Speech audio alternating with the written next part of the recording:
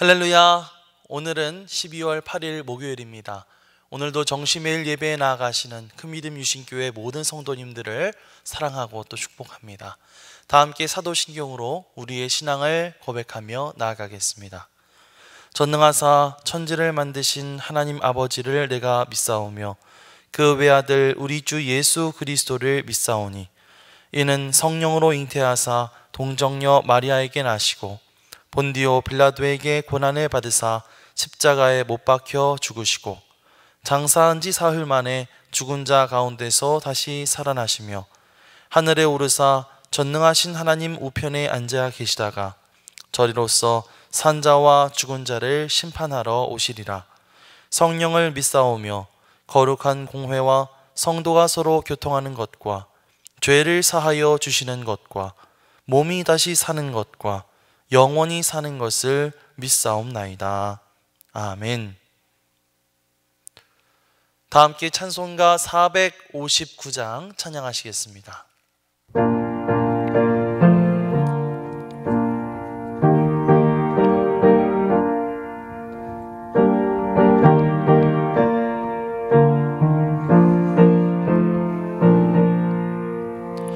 누가 주를 따라 섬기려는가? 누가 죄를 떠나 주만 따를까? 누가 주를 섬겨 남을 구할까? 누가 주의 뒤를 따라 하려나? 부르심을 받아 주의 은혜로 주를 따라가네. 주만 따르네. 세상 영광 위에 나는 아니요 크신 사랑 인해 주만 따르고 주가 내려주신 은혜 힘입어 주의 뒤를 따라 힘써 일하네. 부르심을 받아 주의 은혜로 주를 따라가네. 주만 따르네. 환난 핍박 많고 원수 강하나 주의 용사 더욱 힘이 강하니 누가 능히 이겨 넘어뜨리랴. 변함없는 진리 승리하리라. 기쁜 찬송하며 주의 은혜로 주를 따라가네. 주만 따르네. 아멘. 다 함께 매일의 기도를 드리시겠습니다. 참 평강의 주님, 오늘도 새로운 하루를 주시고 복되게 하시니 감사합니다. 하늘에 속한 자 하나님의 자녀로서의 삶을 권세로 살게 하시며 오직 하나님의 말씀을 즐거워하며 따라 살게 하심을 감사드립니다. 다윗처럼 오직 우리 주님만을 내 앞에 모시고 오직 주님만이 우리의 전부이심을 고백하는 삶을 살게 하시고 그러므로 인해 주님께서 늘 우리의 전부가 되어주심을 경험하고 누리는 삶이 되게 하옵소서. 우리의 가정과 교회를 위해 기도합니다. 일터를 위해 간구합니다. 나라와 민족들을 위해 주님의 은혜를 구합니다. 구원과 치료와 회복의 은혜를 내려주셔서 어그러진 모든 것들이 바로 세워지게 하시고 평화를 이루게 하옵소서. 이제 일상이 된 경건의 일가를 통해서 성령의 충만, 성도의 영화를 이루게 하옵소서. 주님 사랑합니다. 언제나 자기 눈동자같이 우리들을 사랑하시는 주 예수 그리스도의 이름으로 기도드립니다. 아멘. 하나님께서 오늘 우리에게 주시는 말씀은 시편 41편 1절로 2절입니다. 가난한 자를 보살피는 자에게 복이 있으며 재앙의 날에 여호와께서 그를 건지시리로다. 여호와께서 그를 지키사 살게 하시리니 그가 이 세상에서 복을 받을 것이라. 주여, 그를 그 원수의 뜻에 맡기지 마소서. 이는 하나님의 말씀입니다. 아멘. 할렐루야. 오늘도 말씀을 듣는 여러분의 심령 가운데 성령께서 함께하여 주시기를 간절히 소망합니다. 오늘 우리가 읽은 시편 41편 말씀은 다윗의 시입니다. 다윗은 늘 그랬던 것처럼 그에게 닥쳐온 삶의 위기 속에서 하나님의 도우심을 구하며 또 주님을 송축하며 찬양하고 있지요.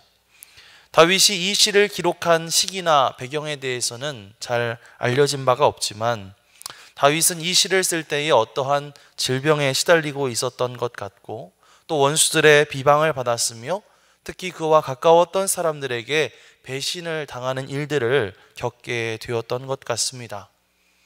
하지만 그러한 어려움 가운데서 다윗은 여전히 하나님을 찬양하고 또 주님의 구원을 경험하게 되었다고 그렇게 이야기하고 있는데요.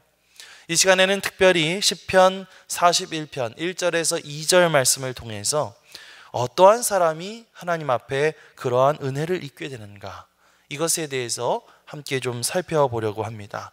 우리 1절 말씀을 다시 한번 함께 읽겠습니다. 가난한 자를 보살피는 자에게 복이 있으며 재앙의 날에 여호와께서 그를 건지시리로다. 아멘. 다윗은 가난한 자를 보살피는 자에게 복이 있다라고 하는 고백을 하고 있습니다. 여기에서 복이 있다라는 말의 원어 에셀은 우리가 잘 알고 있는 시편 1편에 이 복 있는 사람은 하면서 시작되는 그 시편 1편에 있는 표현과 같은 표현이죠. 시편 1편에서나 혹은 시편 41편에서나 동일하게 다윗은 복 있는 사람이 어떠한 사람인가에 대해서 우리에게 알려주고 있는 것입니다. 자, 그런데 우리는 시편 1편과 또 41편을 비교해 봤을 때 다윗이 말하는 복 있는 사람이 어떠한 사람인가에 대한 조건이 조금 다르다는 것을 찾아볼 수가 있습니다. 시편 1편에서는 복 있는 사람을 뭐라고 말할까요? 복 있는 사람은 오직 여호와의 율법을 즐거워하여 그 율법을 주야로 묵상하는 자로다 라고 말하고 있습니다. 다시 말하면 시편 1편에서 말하는 이 복 있는 사람, 이 복 있는 사람은 곧 하나님의 율법을 사랑하는 사람, 하나님을 경외하는 사람이라고 말할 수가 있겠죠.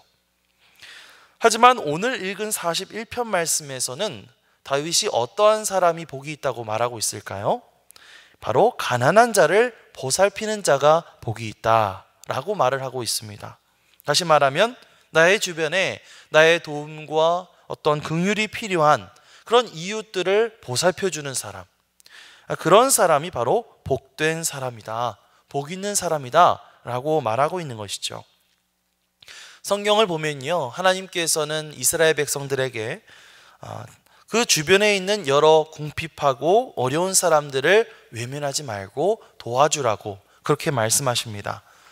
당시 부모를 잃은 고아라든지 아니면 남편을 잃은 과부라든지 집을 떠돌아다니는 나그네와 같은 사람들, 이러한 사람들은 사회적으로나 혹은 경제적으로나 참 많은 어려움을 겪던 사람들이었습니다.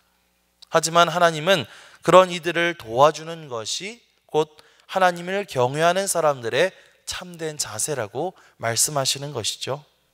이것은 예수님께서 비유를 통해서 말씀하신 것과 같은 맥락인데요. 마태복음 25장에서 예수님은 이렇게 말씀하시죠. 내가 진실로 너희에게 이르노니 너희가 여기 내 형제 중에 지극히 작은 자 하나에게 한 것이 곧 내게 한 것이니라. 이렇게 말씀하시는 것을 볼 수가 있습니다. 사실 다윗이 바로 그러한 사람이었던 것 같아요. 다윗은 언제나 이 긍휼의 마음으로 어렵고 궁핍한 사람들을 보살펴 줄 줄 아는 그런 따뜻한 마음의 소유자였습니다. 다윗은 자신이 어려운 사람들을 향해 내밀었던 그 도움의 손길을 회상하면서 이제는 하나님께서 다윗 자신에게 그 은혜의 손길을 내어 달라고, 그렇게 간구하고 있는 것이죠. 마찬가지로 우리가 우리 마음 가운데 이 하나님을 사랑하는 마음, 하나님을 경외하는 마음을 가지고 있다고 한다면 하나님께서 우리에게 만나게 하신 우리의 이웃들에게도 따스한 도움의 손길과 구제의 손길을 내밀어 줄 알아야 합니다. 단순히 예배만 열심히 드리고 헌금만 열심히 하는 것이 하나님을 사랑하는 것이 아니라 하나님께서 만드신 이 피조물들과 하나님께서 우리에게 주신 이 이웃들을 불쌍히 여길 줄 알고 손 내미는 그 마음가짐이 진짜 하나님을 사랑하는 사람들, 또 진짜 복 있는 사람들의 행동인 줄 믿습니다. 자, 1절에 가난한 자를 보살피는 자에게 복이 있으며, 이 말씀을 살펴보고 있는데요, 우리가 방금 이야기했던 것에서 조금 더 범위를 넓혀 보도록 하겠습니다. 이 가난한 자라고 하는 원어적 의미는요, 단순히 어떤 경제적인 것에만 국한되는 그런 의미가 아닌데요, 경제적으로 가난하고 궁핍한 사람만을 의미하는 것이 아니라 이러한 가난이나 질병이나 혹은 어떤 인생의 여러 가지 일들의 실패, 혹은 윗사람들의 어떤 갑질이나 횡포, 이런 것들을 통해서 그 마음의 고통을 겪고 있는 사람들, 어떤 무기력감에 빠져 있는 사람들, 낙담하고 절망하고 있는 사람들, 이러한 사람들이 다윗이 말하는 가난한 자들의 범위에 포함되어 있다는 것이죠. 다윗은 바로 이러한 그런 이웃들을 굉장히 잘 돌봤던 사람이었습니다. 이 사무엘상 22장 말씀을 보면요, 다윗이 사울 왕에게 쫓겨서 아둘람 굴로 도망을 가게 되죠. 그런데 그때 많은 사람들이 다윗을 찾아옵니다. 사무엘상 22장 2절 말씀을 보면 환난당한 모든 자와 빚진 모든 자와 마음이 원통한 자가 다 그에게로 모였고 그는 그들의 우두머리가 되었는데 그와 함께한 자가 400명 가량이었더라, 이렇게 말하고 있습니다. 다윗은 온갖 인생의 환난을 당한 사람들, 빚진 사람들, 원통한 사람들, 이런 사람들을 다 품고 이들을 이끌어 주었던 것이죠. 다윗은 자신이 어려운 상황 속에서도 자신에게 다가온 수많은 이 가난한 마음을 지닌 그런 이웃들을 보살펴 주었던 것입니다. 사실 우리나라가 경제적으로 참 많은 발전을 이루고 또 현대의학이 발달되면서 여러 가지 질병도 극복이 되고 또 여러 가지 경제적으로도 이전에 비해서 훨씬 풍요로운 삶을 살게 되었죠. 하지만 그럼에도 불구하고 요즘에 더 많아지고 있는 질병이 있는데 그것은 바로 우리의 마음의 병이라고 할 수가 있습니다. 흔히 우울증 같은 것들을 이 마음의 감기라고 그렇게 부르기도 하죠. 특히 이 코로나 시절을 겪으면서 이 사람들 간의 소통이 제대로 이루어지지 못하게 되면서 많은 사람들이 이 마음의 병을 얻고 살아가고 있습니다. 자, 이러한 마음의 병을 치유하기 위해서 필요한 것은 과연 무엇일까요? 그것은 바로 이 공동체라고 합니다. 서로의 마음을 터놓고 함께 이야기 나눌 수 있는 그런 공동체, 서로 울고 웃고 떠들면서 자신의 속사정이나 고민을 속 시원하게 이야기하고 함께 할 수 있는 그런 공동체, 그러한 것이 바로 이 마음의 병을 치유하는 가장 효과적인 방법이라고 하는데요, 그런 의미에서 이 교회 공동체는 서로의 마음의 질병, 이 영혼의 질병을 치유할 수 있는 최고의 공동체가 될 수 있다는 사실입니다. 우리가 매주 모이는 이 속회 모임이나 혹은 어떤 선교회, 이런 것들을 통해서 우리가 서로의 삶을 나누고 함께 기도하면서 그 마음 가운데 있는 이 마음의 병을 치유해 나갈 수가 있는 것이죠. 그런데요, 여러분, 이러한 공동체를 만들어 나가는 것 또한 누군가의 열심과 희생이 필요한 일입니다. 보통 이렇게 마음의 짐을 안고 있는 사람들은 예배라든지 혹은 속회 모임이라든지 이런 데 제대로 참여하지 않는 분들이 많거든요.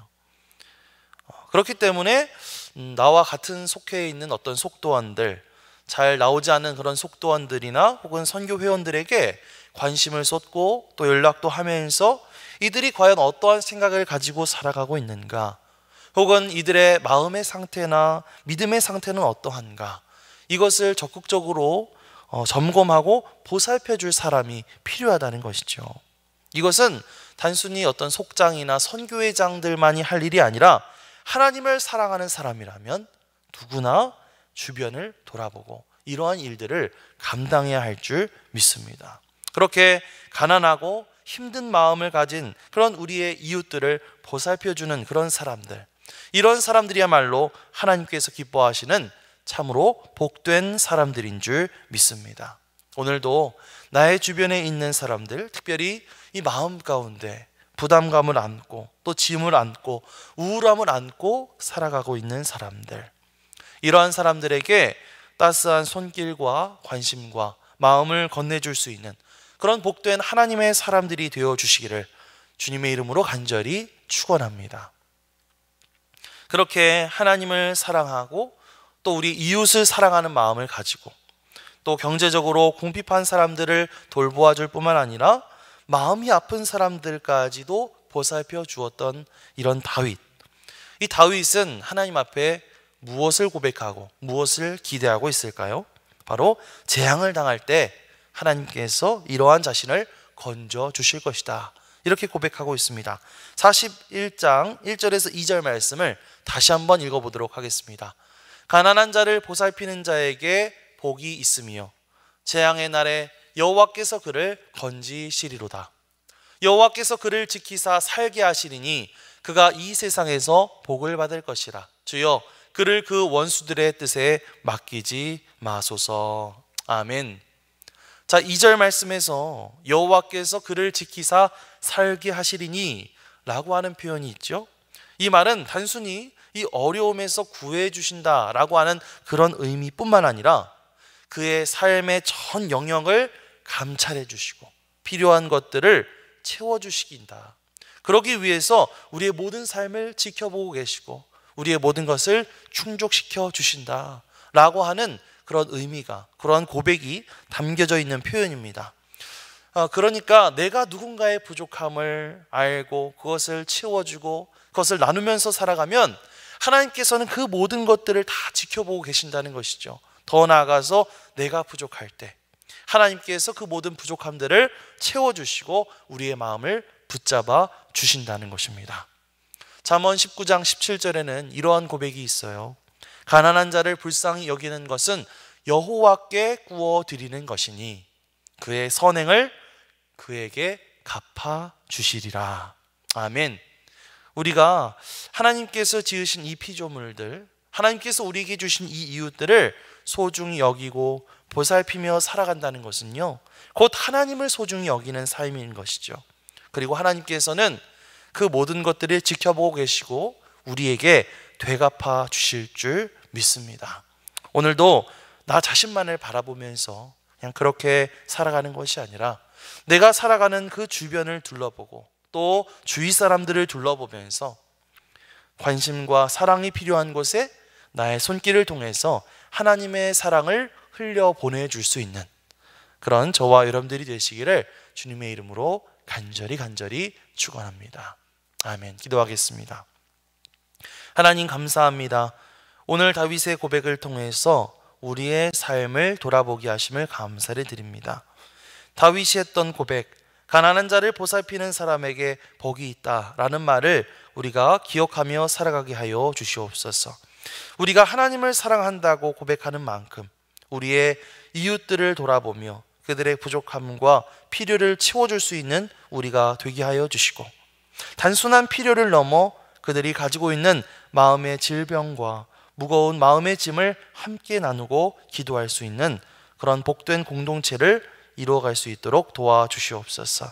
그렇게 우리가 우리의 것을 나누고 보살필 때에 하나님께서 우리에게 채워주시는 것, 또 우리를 보살펴 주시는 그 역사, 그것을 경험하면서 살아가는 복된 하루가 되게 하여 주시옵소서.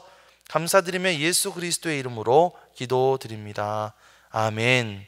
하늘에 계신 우리 아버지여, 이름이 거룩히 여김을 받으시오며 나라가 임하시오며 뜻이 하늘에서 이루어진 것 같이 땅에서도 이루어지이다. 오늘 우리에게 일용할 양식을 주시옵고 우리가 우리에게 죄 지은 자를 사하여 준 것 같이 우리 죄를 사하여 주시옵고 우리를 시험에 들게 하지 마시옵고 다만 악에서 구하시옵소서. 나라와 권세와 영광이 아버지께 영원히 있사옵나이다. 아멘.